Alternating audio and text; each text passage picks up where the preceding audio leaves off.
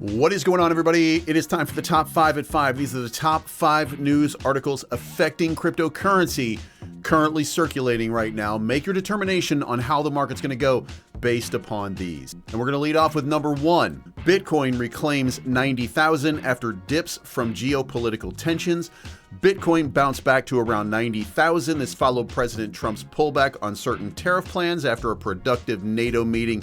A statement was issued that there is a future consideration purchase of Greenland. I'm not sure if it really is a purchase, but there seems to be some negotiations to be had here, easing some of the pressure on risk assets like crypto. Liquidations topped $1 billion in the days leading up to it. So this was a good one and caused a nice little relief rally. So enjoy it while it lasts.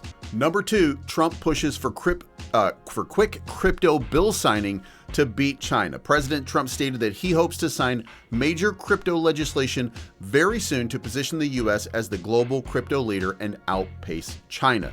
This aligns with optimism around market structure bills like the update from the Senate Agriculture Committee, which we're going to get to in just a moment, that's going to clarify the rules of decentralized finance, stablecoins, and more, potentially favoring developers and reducing liability risks. The Democrats are going to have to get off of their high horse, and they're going to have to give us the room in order to grow this market just a little bit. And it looks like it might be happening pretty quickly because we have an update. Number 3, BlackRock spotlights Bitcoin tokenization and stablecoin in their latest announcement. This was they also let me point it out here. BlackRock highlighted Bitcoin, Ethereum, stablecoins, and real-world asset tokenization as key themes for the year ahead. They also powered a new Bitcoin-linked annuity product for retirees via Delaware Life, offering principal protection and crypto exposure, signaling deeper institutional integration and mainstream adoption. Guys, everything you're listening to right now is incredibly bullish. Let's move on to number 4 on the list, and that is a major market pullback hits Ethereum especially hard. Now, Ethereum underperformed in the last couple of days, but it did not start off dumping in that way. That actually came later, and it slid over 7% to below 3,000 amid a broader sell-off. However, factors like the tariff, the geopolitical tensions, all of those kind of things, the ETF outflows, Bitcoin saw like 483 million in negative outflows and some risk aversion from people, right? Whales accumulated Ethereum on the dips,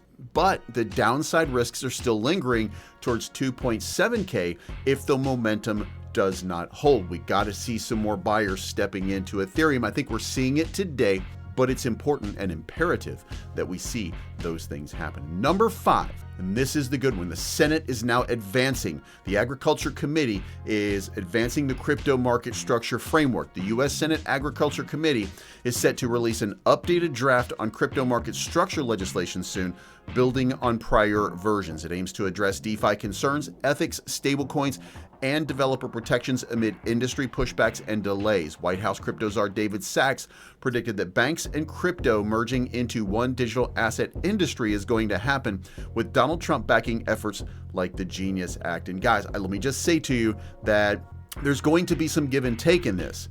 DeFi, as you know it, is probably dead. What you're going to see is a more structured, use case based market, and I think that meme coins are probably going to fade a lot soon in favor of Poly Market and Kalshi and the prediction markets, where the money is being made every single day, and you don't have to sit on a bag of crypto and wait and wait and wait and wait and wait. So I got a feeling here that we are seeing maybe the last hurrah for meme coins.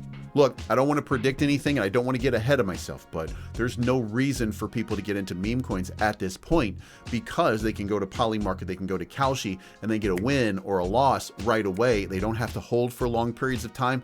That's where everybody went. That's why we're having this problem in the market right now. Everybody just moved on to the newest field, and that's the prediction market. So we'll see if Bitcoin and crypto can get back in line, and we can start to see that big run. We're going to see it from institutions, but do we get retail back?